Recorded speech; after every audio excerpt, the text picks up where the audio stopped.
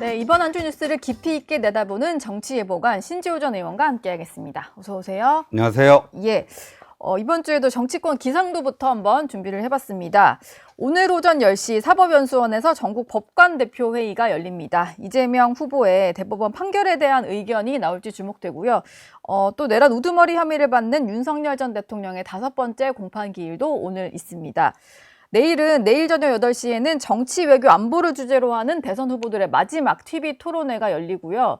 또 29일, 30일, 목요일과 금요일 오전 6시부터 오후 6시까지는 사전투표가 진행됩니다. 이번 주에 한 줄 총평부터 한번 듣고 가겠습니다. 그러니까 뭐 지금 분위기상 뭐 어대명으로 가는 분위기인데 이제 어대명? 예. 예. 김문수 후보, 이준석 후보에게는 이제 단일화의 마지막 기회죠, 뭐. 예, 그게 되느냐 안 되느냐가 뭐 대선의 가장 뭐 큰 구도 변화를 일으키면서 판세를 요동치게 할 수 있는 마지막 변수다 이렇게 봅니다. 그러니까 저희가 그 기상도에 쓰진 않았습니다만 28일 수요일이 사실상 단일화의 그렇죠. 마지막인 거죠. 예, 사전투표가 진행이 되면 의미가 없으니까. 뭐 할 수는 있지만 그 뭐 사전 투표에서 이준석 찍은 뭐 누구로 단일화 될지 모르겠지만 예를 들어서 김문수로 단일화 된다고 치면 이준석 찍은 표는 다 사표가 되잖아요. 예. 마지막은 28일이다. 네. 수요일까지도 단일화가 안 되면 사실상은 좀 무산이다라고 그렇죠. 보면 될 것 같고 안 그래도 저희가 대선까지 남은 변수들을 좀 짚어보려고 하는데 뭐니 해도 가장 큰 변수는 단일화인 것 같아요. 그렇죠.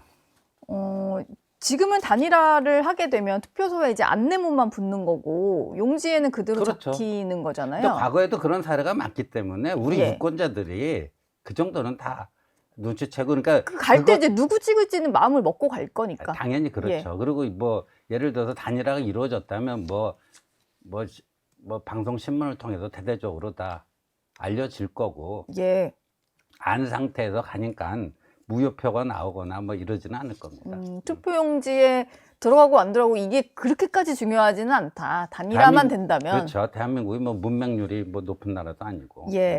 김문수 후보 같은 경우는 이준석 후보를 향해서 계속 같은 뿌리다. 뭐 같은 당을 했었으니까요. 뭐 그걸 좀 강조를 하면서 어떻게든 좀 만나보겠다라는 의지를 다지고 있는데 문제는 이준석 후보인 것 같아요. 이미 본인이 단일화 안 하겠다라는 기자회견까지 한 터여서 결심하는 건 이준석 후보에게 좀 달려 있는 것 같거든요. 저는 문제는 오히려 김문수 후보 같은데요. 그래요? 왜냐하면은 지금 뭐 같은 뿌리다. 뭐 같은 뿌리인 건 맞죠. 근데 과거에 보면 이제 김영삼 대통령이나 김대중 대통령이나 그 같은 뿌리였어요. 꼭 같은 뿌리였다고 영원히 같이 간다는 건 없어요. 뿌리가 같다고 해서 나무가 이제 하나로만 자라지 않는다. 과거의 동질성을 얘기하고는 안 되는 거죠. 현재의 동질성을 얘기를 해야죠. 그런데 한동훈 전 대표가 어제도 그 송파 유세에서 승리를 위한 단일화를 얘기를 했잖아요. 승리를 위한 단일화. 근데 그리고 이제 이재명 후보는 단일화 될 것 같은데 그건 내란 세력 단일화다. 민주당은 뭐 단일화를 할까 봐서 계속 그냥 그렇게 프레임을 좀 씌우는 그러니까 거죠. 이 김문수 후보가 됐던 친윤 세력이 됐던 이 단일화 접근 방식이 뭐 당권 거래하는 당권 거래라고 하는 수단이 아니고요. 가치를 접근시켜야죠. 가치 접근. 당권 거래가 아닌 가치 접근으로 단일화를 하려고 해야 되는데 그게 그거를 안 하고 있는 거예요. 그러니까 한동훈이 얘기했던 승리를 위한 3가지 개헌과 탄핵에 대한 분명한 입장 정리, 부정선거와의 절연, 윤건희 부부와의 절연, 뭐 그 자통당 등 극단 극우 유튜버 이런 데하고 확실하게 선을 긋고 이런 걸 하면 되잖아요. 그거를 근데 사실 김용태 위원장은 하나하나 하고 있는데 김용태 비대위원장 후보가 아니에요. 김문수 후보가 해야 된다. 직접. 대선 후보 보고 찍는 게 90% 이상입니다. 그거를 자꾸만 김용태 비대위원장한테 미루면서 본인은 안 한다? 그럼 비겁한 거죠. 지금 인터넷 들어가 보세요. 그 정광훈 씨의 그 원산복적 대가리 박어 때문에 난리가 났습니다.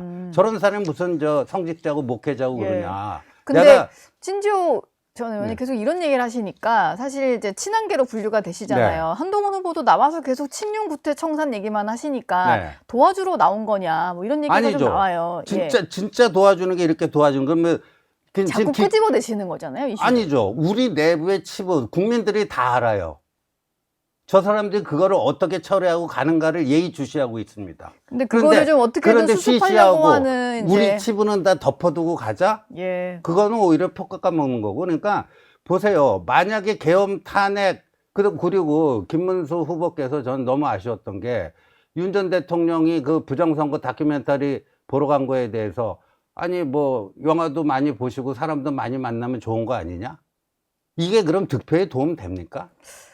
탈당은 한 사람이니까. 그런 멘트가 나오니까 이준석과의 단일화가 더 어려워지는 거예요. 단일화를 위해서는 어쨌든 김문수 후보가 직접 네. 김용태 위원장만 할 게 아니라 네. 후보 본인이 좀 직접 뭔가 이렇게 친윤들과의 어떤 거리두기, 그다음에 네. 윤석열 전 대통령과의 뭐 절연을 하는 좀 더 적극적인 모습이 필요하다. 더 확실한 모습을 보여야죠. 예. 그래야 이준석 그 후보도 단일화를 거부할 수 있는 명분이 없어지는 거예요. 네. 명분이 없어요. 지금 이준석 후보는 뭐라고 그래요?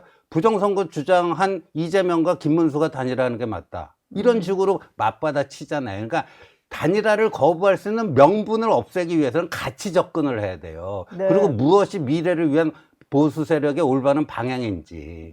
그거는 안 하고 뭐 밑에서 당권하고 엿바꿔 먹자 이런 밀실거래나 하라고 하고 같은 뿌리다. 이것만 갖고 되겠냐고요. 그리고 그렇게 해서 단일화가 돼야지 예.